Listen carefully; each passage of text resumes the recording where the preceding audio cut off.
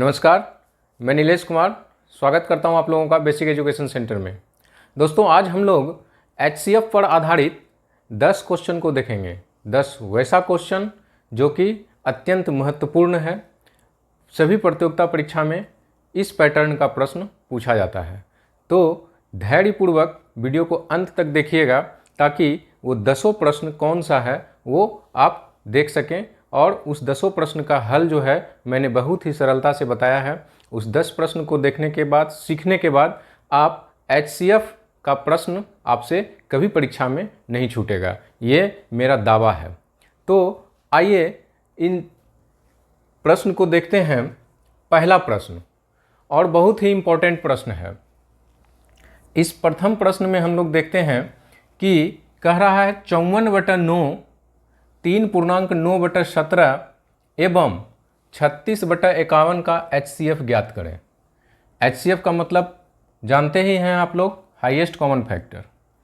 तो अब इसको सबसे पहले हम लोग यहाँ देखिए, इसको हम लोग पहले तोड़ेंगे, इसको तोड़ेंगे और इसको तोड़ेंगे। तोड़ेंगे क्या मतलब? लोएस्ट फॉर्म में, लोएस्ट टर्म में तोड़ेंगे।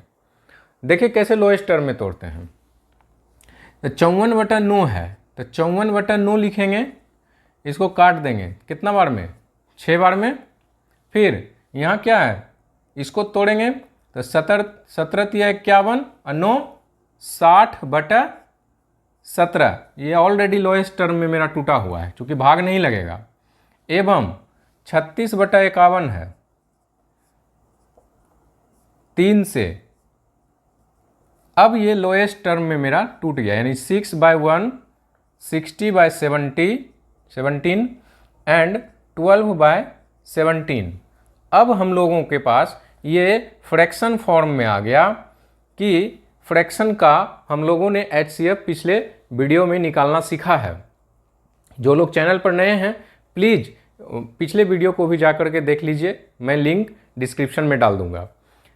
तो फ्रैक्शन का HCF क्या होता है कि HCF of numerator bye HCF LCM of denominator. तो ऊपर वाले का हम लोग क्या निकाल के रखेंगे? HCF। तो 6, 60 और 12 का HCF कितना होगा? 6। ठीक है, 6, 60 और 12 का HCF 6 होगा बाय एलसीएम ऑफ डिनोमिनेटर। इसका एलसीएम यानी 117 और 17 का एलसीएम कितना होगा? तो एलसीएम होगा 17, यानी 6/17 जो है इसका आंसर होगा। ठीक है, अब हम लोग नेक्स्ट क्वेश्चन देखते हैं। कह रहा है 42/16, 14/19 और 21/16 का HCF ज्ञात करें। ठीक है, सबसे पहला काम ये करेंगे हम लोग, जो आधार दिया गया है, जो आधार दिया गया है बेस, उसको हम लोग फैक्टर में तोड़ देंगे। ठीक है, तो तोड़ते हैं। तो इसको हम लोग यदि तोड़ते हैं तो 7 × 6, 42 को हम लोग लिख सकते हैं बट पर पावर 16। अब इसको तोड़ते हैं 7 × 2 में पावर 19। अब इसको तोड़ते हैं हम लोग 7 × 3 में पावर 16। अब आइए क्या हो जाएगा?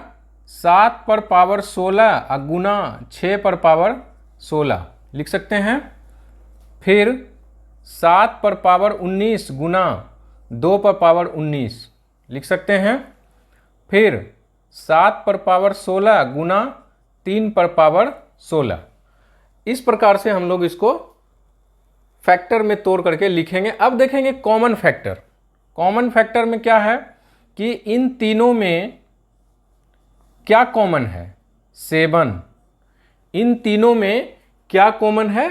तो 7 कॉमन है। अब जो पावर सबसे छोटा होता है वो पावर हमारा हम लोगों को लेना है, मिनिमम पावर। मिनिमम पावर तो 7 पर मिनिमम पावर कौन सा है? यहाँ पर 16 है, 19 है और 16 है। इसका मतलब है कि मिनिमम पावर हमारा 16 है। तो 7 टू द पावर 16 ये हमारा आंसर होगा। क्लियर? कि यदि इस प्रकार का पावर बेस्ड हम लोगों के पास क्वेश्चन हो तो सबसे पहले हम लोग बेस को वैसे कंजिक्यूटिव नंबर में तोड़ देंगे, फैक्टर में तोड़ देंगे कि उसमें से कुछ कॉमन फैक्टर हमारा निकल करके सामने आ जाएगा। जैसे हम लोगों ने इसको तोड़ा तो इसमें 7 जो है हमारा कॉमन फैक्टर निकल गया। तो इसमें तोड़ने के बाद हमारा कॉमन फैक्टर जो निकलेगा, कॉमन फैक्टर पर जो मिनिमम पावर होगा वो हमारा आंसर होगा। क्लियर हो गया? आते हैं नेक्स्ट क्वेश्चन पर। देखिए दोस्तों, ये तीसरा प्रश्न है और ये क्वेश्चन HCF का वैसा क्वेश्चन है जिसको सीखने के बाद आप एक अलग तरह का अनुभव करेंगे कि हमने HCF में क्या सीखा। क्वेश्चन कह रहा है कि भाग विधि द्वारा दो संख्याओं का HCF निकालने में अंतिम भाजक 18 तथा भागफल 2, 3, 7 आता है तो वो दोनों संख्या ज्ञात करें। हम लोगों के पास संख्या दी गई नहीं है, हम लोगों के पास क्या दिया गया है? एक अंतिम भाजक दिया गया है और 3 भागफल दिया गया है। ठीक है, हम लोग इससे संख्या ज्ञात करेंगे। इस तरह का प्रश्न सीख लेने के बाद ये मील का पत्थर साबित होगा आपके लिए कि HCF का किसी भी प्रकार का प्रश्न आप चुटकी में सॉल्व कर सकते हैं। आइए देखते हैं कि इसको कैसे सॉल्व करेंगे। इसका सॉल्यूशन देखते हैं कैसे बनेगा। ये सबसे पहला काम हम लोग करेंगे कि वो दोनों संख्या ज्ञात करें। हम लोग संख्या को मान लेते हैं। ठीक है, मान लिए दो संख्या, एक संख्या x है, एक संख्या y है, जहां पर x is greater than y है। ठीक है, क्लियर हो गया? x is greater than y है। अब आइए, अब भाग विधि से हम लोग HCF निकालते हैं। देखिए भाग विधि से कैसे HCF निकलता है। y से हम लोग x में भाग विधि से HCF निकालेंगे तो क्या कहता है भाई? भागफल कितना आएगा? पहला भागफल 2। ठीक है, भागफल में हम लोग 2 लिख दिए। तो इसका मतलब क्या हुआ? भागफल में 2 लिखने का मतलब क्या हुआ कि y को हम लोग 2 बार पढ़े हैं, y को हम लोग 2 बार पढ़े हैं। तो यहां पर क्या लिखेंगे? 2y। ठीक है, शेष क्या आएगा? इसको z मान लेते हैं। जो शेष आएगा उसको हम लोग z मान लेते हैं। ठीक है, अगला स्टेप क्या होता है? भाग विधि से HCF निकालने में अगला स्टेप क्या होता है? जो शेष आता है वो भाजक बन जाता है और जो पहला भाजक है वो यहां पर भाज्य बन जाता है। ठीक है, तो हम लोग z y, अब दूसरा भागफल क्या है? 7। हम लोग यहाँ 7 देते हैं। यहाँ पर 7 देने का क्या मतलब है? अब हम लोग यानी कि 7z यहाँ पर लिखेंगे। अब शेषफल कितना आता है? अंतिम भाजक कितना है? 18। ठीक है, यहाँ पर हम लोग क्या लिखेंगे? 18। अंतिम भाजक, शेष जो आएगा अंतिम वाला वही हमारा अंतिम भाजक होगा क्योंकि शेष भाजक में परिवर्तित हो जाता है। तो यहाँ पर अंतिम भाजक क्या है मेरा? 18। तो अंतिम भाजक यहाँ पर लिख दिए। अब भाग किस में देना है? z में। भागफल कितना है? 3। ठीक है, तो कितना होगा यहाँ पर? यहाँ क्या लिखेंगे हम लोग? 18 तिया 54। तो ये खत्म हो जाएगा, कट गया। यही ना कह रहा है कि वैसी दो संख्याएं ज्ञात करें, ठीक है, जिनका HCF निकालने में अंतिम भाजक 18 हो। तो अंतिम भाजक हमारा 18 है तथा भागफल 2, 7 और 3 आता हो। भागफल हमारा 2, 7 और 3 आया है। अब बीच का ये जो प्रोसेस है इसको क्लियर कर लीजिए कि y से हम लोग x में डिवाइड किए हैं और यहाँ कह रहा है भागफल 2, तो हम लोग 2y यहाँ लिखेंगे ना। जैसे कि 2 से हम लोगों को 6 में भाग देने कहेगा तो हम लोग 3 बार में इसको यहाँ क्या लिखेंगे? 6 कहाँ से आया? ये इन दोनों को गुना किए तो यहाँ पर 6 आया। उसी प्रकार से यहाँ पर y से x में भाग दे रहे हैं और हमारा भागफल 2 है तो इन दोनों को गुना करके ही ना यहाँ लिखेंगे 2y। ठीक है, ये चीज़ क्लियर हो जाएगा तो ये हिसाब जो है बनाने में बहुत ही आसानी होगी। ठीक है, सबसे पहला चीज़ तो ये समझ लेना है कि कैसे आया। अब आगे यहाँ पर देखिए कि अब यहाँ पर z इज इक्वल टू कितना निकल जाएगा, z इक्वल टू कितना है हमारा, ये z में 54 को घटाए तो खत्म हो गया, यानी कुछ नहीं निकला, तो z इक्वल टू z का मान कितना हो गया, 54 ना, 54 हो गया z का मान। अब आइए, अब z का मान है हमारा कितना, 54। अब यहां से देखते हैं, यहां से, ठीक है, तो y बराबर कितना होगा, y बराबर कितना होगा, एक फॉर्मूला होता है भाज्य बराबर भाजक गुना भागफल जोड़ शेष। ठीक है, ये एक फॉर्मूला होता है, भाज्य बराबर भाजक गुना भागफल जोड़ शेष। तो यहां पर भाज्य क्या है, y, तो भाज्य बराबर भाजक क्या है, z, भाजक गुना भागफल 7 जोड़ शेष कितना, 18। आइए, y इक्वल टू z का मान कितना है, 54 गुना 7 प्लस 18। इसको जब सॉल्व करेंगे तो कितना हो जाएगा, 28 का 8 बाकी 2, 35 2 37, 378 और 18 जोड़ दीजिए 396, यानी y इज इक्वल टू 396 निकल गया। ठीक है, तो एक संख्या का तो हमारा मान निकल गया y का। अब उसी प्रकार से जैसे हम लोग y का मान निकाले हैं, सिमिलरली x का मान भी हम लोग निकालेंगे। तो x बराबर क्या हो जाएगा, यहां पर देखिए, x is equal to 2y, भाज्य बराबर भाजक गुना भागफल और जोड़ शेष कितना, z। ठीक, तो x बराबर 2y, 2 और y का मान कितना है 396, तो 396 और गुना 2, 12 के 2 बाकी 1, 18 1 19 के 9 बाकी 1, 6 1 7, यानी 792। अब प्लस z का मान कितना निकला है, 54, जोड़िए 4 2 6 9 5 14 के 4 बाकी 1 और 7 और 1 सॉरी 4 2 6, ठीक है, 9 5 14 के 4 बाकी 1 7 1 8, यानी 846। x is equal to 846। तो x का मान निकल गया, दो संख्या यही माने थे, x का मान निकल गया 846, पहला नंबर ये और दूसरा नंबर y का मान 396। तो ये 846 और 396 का जब हम लोग HCF निकालेंगे तो पहला भागफल 2, दूसरा भागफल 7, तीसरा भागफल 3 आएगा। ठीक है, और भाजक अंतिम 18 आएगा। ठीक है, क्लियर हो गया। अब हम लोग अगला प्रश्न देखते हैं। ये भी प्रश्न जो है पिछले प्रश्न के जैसा सेम प्रश्न है। क्या कह रहा है कि वह दोनों संख्या ज्ञात करें जिसके HCF निकालने के क्रम में अंतिम भाजक 12 और भागफल 1 1 और 2 आता है। तो हम लोग पिछला क्वेश्चन देखे हैं तो तुरंत बना देंगे सॉल्यूशन इसका। कैसे भाई, तो हम लोग पहले दो संख्या मान लेते हैं x और y, जहां पर x is greater than y। ठीक है, अब फिर से समझ लीजिए ताकि पूरी तरीका से यह क्वेश्चन जो है क्लियर हो जाए।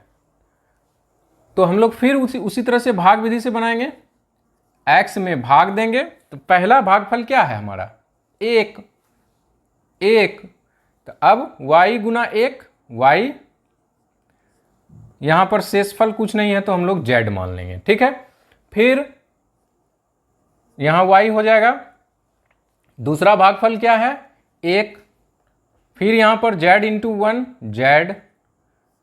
अब अंतिम भाजक क्या है हमारा 12, तो यहां शेष कितना आएगा 12।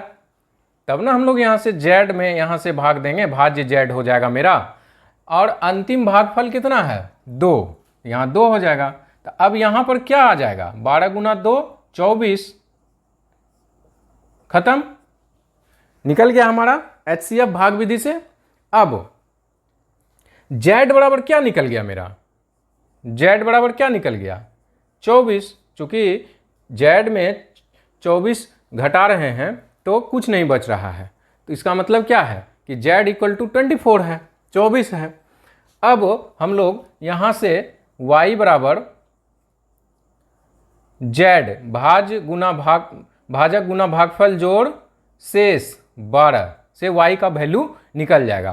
कैसे निकलेगा भाई, तो Y बराबर Z का मान कितना है 24 प्लस 12, Y बराबर कितना निकल गया हमारा 36, Y इक्वल टू 36। अब यहाँ पर x का मान निकालेंगे तो x बराबर क्या हो जाएगा, भाज्य गुना भागफल और जोड़ शेष, तो x बराबर y का मान कितना निकला है 36 प्लस z का मान कितना है 24, तो x का मान कितना हो जाएगा, जोड़ देंगे दोनों को तो हो जाएगा 60, यानी एक संख्या हमारा निकल गया 36 और दूसरा संख्या हमारा निकल गया 60। ये हमारा आंसर हो गया कि 36 और 60 का यदि हम लोग HCF निकालते हैं तो भागफल यही तीनों आएगा और अंतिम भाजक हमारा 12 आएगा। इसको भी हम लोग प्रूफ कर लेते हैं, देख लेते हैं। देखिए निकाल लीजिए, 36 से दीजिए 60 बार, 60 में एक बार में 36 4 और यहाँ पर हो जाएगा 2, एक आ गया पहला, फिर 36, फिर एक बार में 24 2 1 24, दो बार में 24, खत्म। अब देखिए 36 और 60 दो अंक मेरा निकला था, उसका HCF निकालने में क्या क्या भागफल है, 1 1 2, 1 1 और 2 आ गया, और अंतिम भाजक क्या था 12, अंतिम भाजक क्या है 12। तो हमारा ये क्वेश्चन सही है कि गलत है, इसको भी हमने प्रूफ करके आपको दिखा दिया। आइए नेक्स्ट प्रश्न पर। आइए, दो संख्याओं का अनुपात हमारा दिया हुआ है, कितना दिया हुआ है भाई 15 और 11, तथा उसका HCF 13 है, तो संख्याएं ज्ञात करें। अब देखिए कि दो संख्या का हम लोगों के पास अनुपात दिया हुआ है, ठीक है, तो दो संख्या का अनुपात कितना है 15/11, दो संख्या का अनुपात हम लोग लिख दिए 15/11। HCF कितना है 13, ठीक है, HCF कितना है, ये अनुपात में संख्या है, इसका HCF कितना है 13। अब देखिए कि हम लोग गुना HCF कर दें तो कोई दिक्कत, ऊपर नीचे यदि HCF से गुना कर दें तो कोई दिक्कत नहीं, दिक्कत, यानी 15 गुना HCF ये हमारा पहला संख्या हो जाएगा और 11 गुना HCF हमारा दूसरा संख्या हो जाएगा, यानी कि 15 गुना 13 बराबर 13 × 5 = 65 का 5, बाकी 6 और 13 × 6 = 19, ये हमारा एक संख्या हो गया 195। फिर 11 गुना 13 करेंगे, कितना हो जाएगा 11 गुना 13, 13 के 3, बाकी 1, 13 1 14, यानी 143 और 195, ये हमारा संख्या निकल गया।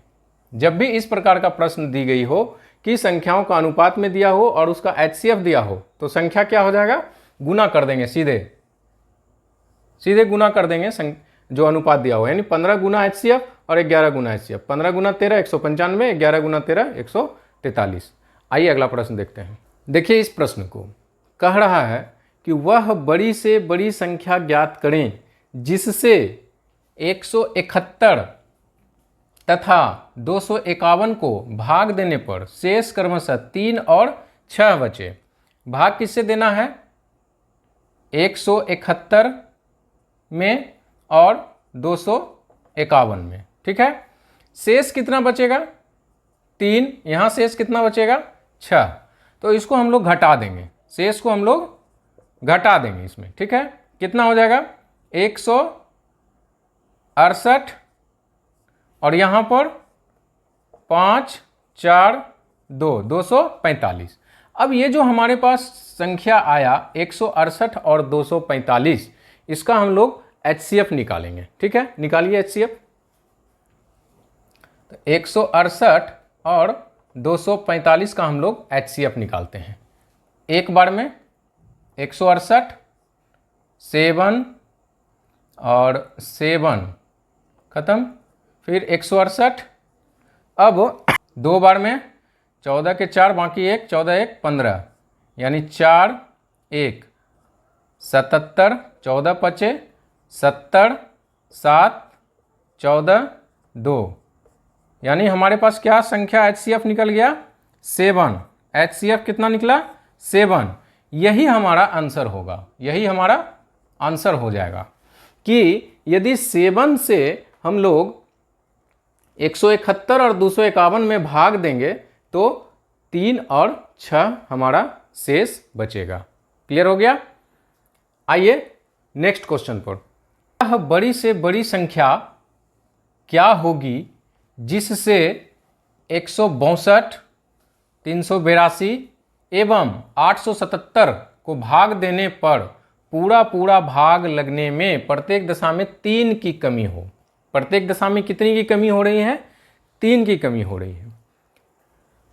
तो देखिए कौन कौन सा संख्या है, 162 है, 382 है और 877 है। बड़ी से बड़ी संख्या हमारे पास दी गई नहीं है, लेकिन जो कंडीशन दिया गया है उससे हम लोग फाइंड करेंगे कि प्रत्येक दशा में कितनी की कमी हो रही है 3 की। तो इसका मतलब है कि +3 होगा सब में।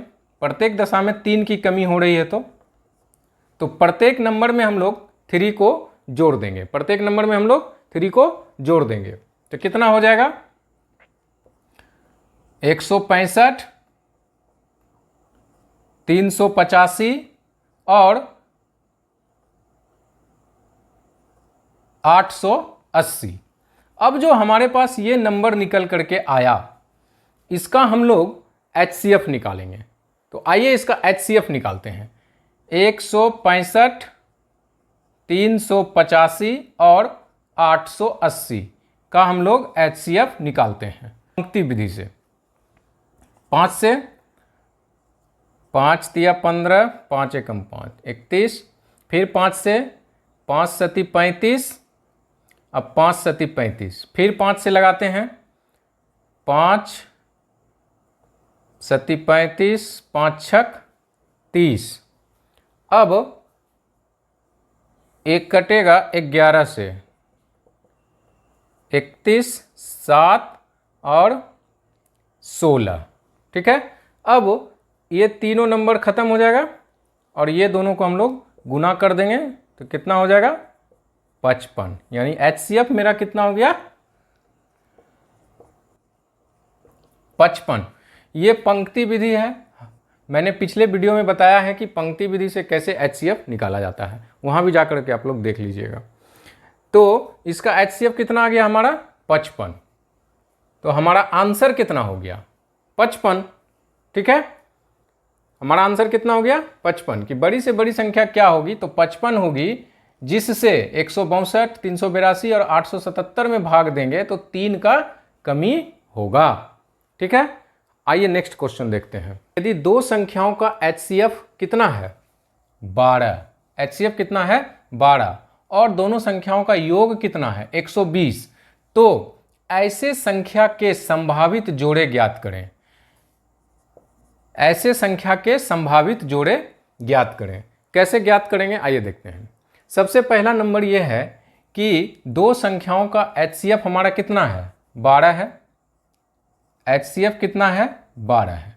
मान लेते हैं दो संख्या हमारा x और y है। ठीक है, x और y है, दो संख्या मान लेते हैं। अब x इक्वल टू कितना हो जाएगा 12a और y इक्वल टू हम लोग 12b। ठीक है, ये जो हम लोग किए x और y का जो हम लोग मान निकाले कि 12 HCF है हमारा, तो 12 में कोई भी अंक से हम लोग कर दिए कि 12a हमारा हो गया, x इक्वल टू 12a और y इक्वल टू 12b। अब क्या कर रहा है कि दो संख्याओं का HCF कितना है, 12 है, योग कितना है, 20 है, 120 है। तो 12A प्लस 12B बराबर कितना है, 120। 12A प्लस 12B बराबर 120। तो A प्लस B बराबर क्या हो जाएगा, 120। 12 कॉमन ले लेते हैं, 120 है, तो 12 से कट जाएगा 10 बार में, यानी A प्लस B बराबर क्या हो गया, 10। ठीक है, अब समझिएगा कि A और B दोनों को हम लोग जोड़े हैं तो कितना आया है, 10। यदि A का मान हम लोग 1 रखते हैं और तो B का मान कितना रखना होगा, 9। A का मान 1, अब B का मान 9 रखेंगे तब ना 10 पूरेगा। ठीक है, तो ये, और उसके बाद A का मान 2 रखेंगे तब B का मान कितना रखना पड़ेगा, 8। A का मान 3 रखेंगे तो B का मान कितना रखना पड़ेगा, 7। उसी प्रकार से A का मान 4 रखेंगे तो B का मान कितना रखना पड़ेगा, 6। A का मान 5 रखेंगे तब B का मान कितना रखना पड़ेगा, 5। ठीक है, हम लोगों से संभावित जोड़ा पूछ रहा है कि जोड़ा कौन सा होगा।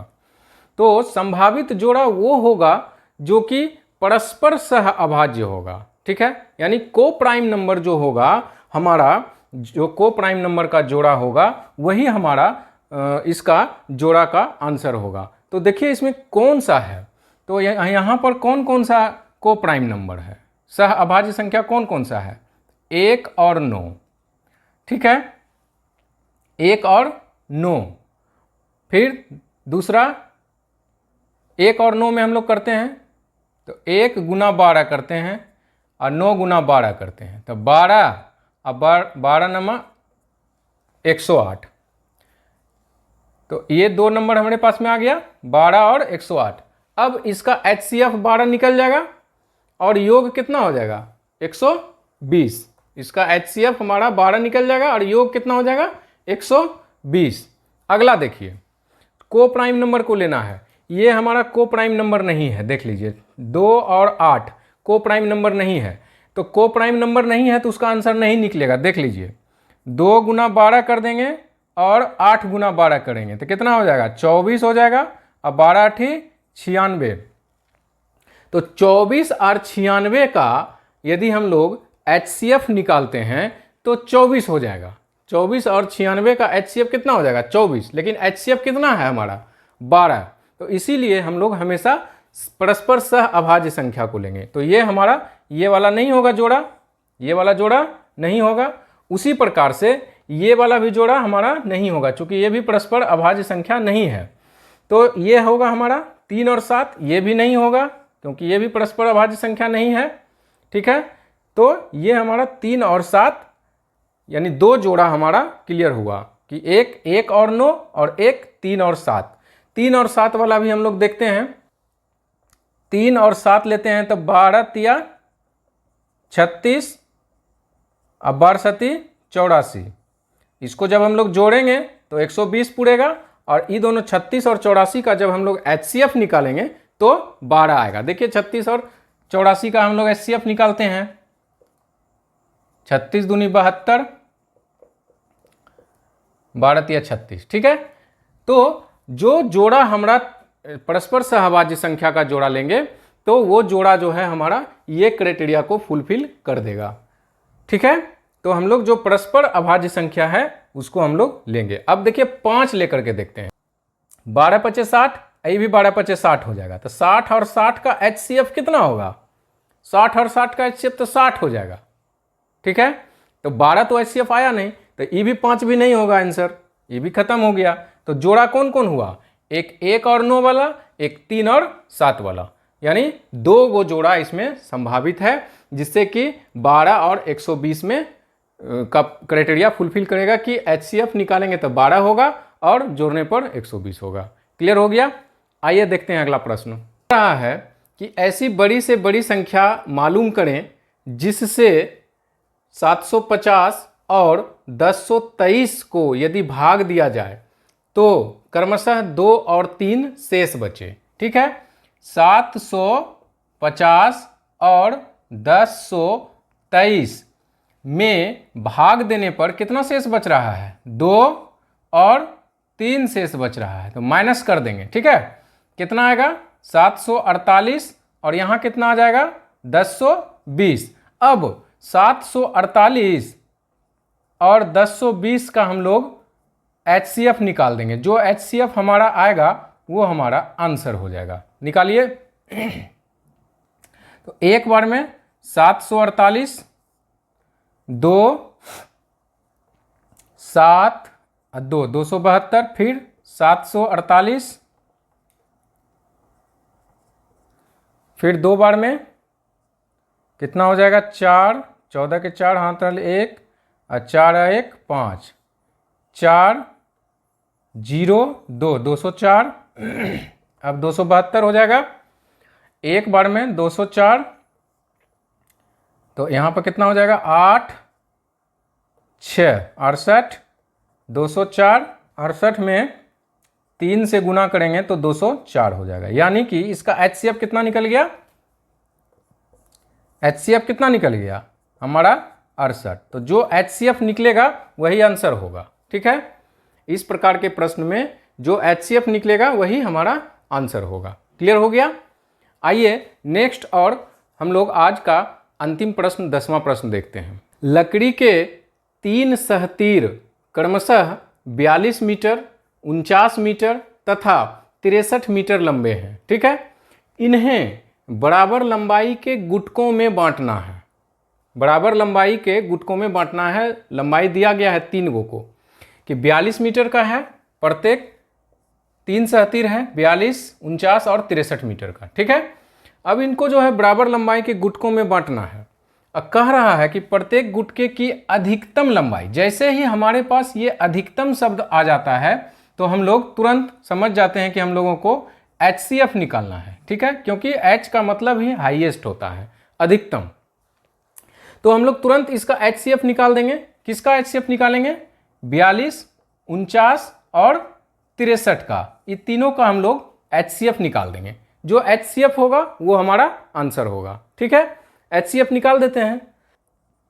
तो पहले 42 और 49 का निकालते हैं। एक बार में 42, 7 42, 6 बार में 42 खत्म। ठीक है, यहाँ क्या निकला? 7। अब 7 और 63 का, तो 9 बार में 63 खत्म। यानी HCF कितना निकल गया? 7। तो वो गुटके की अधिकतम लंबाई कितनी होगी? 7। जो हमारा HCF निकल करके आएगा वो हमारा गुटका का अधिकतम लंबाई आ जाएगा। ठीक है, तो इसका आंसर कितना हो जाएगा? 7। आज हम लोगों ने कुल 10 मोस्ट इंपॉर्टेंट क्वेश्चन को देखा। इस प्रकार का प्रश्न ही परीक्षा में पूछा जाता है। इस प्रकार के प्रश्न को यदि आप बढ़िया से सीख जाते हैं तो परीक्षा में किसी प्रकार की कोई परेशानी नहीं होगी। आज के लिए इतना ही। मिलते हैं नेक्स्ट क्लास में कुछ नए प्रश्न को लेकर के। तब तक के लिए इजाज़त दीजिए। धन्यवाद।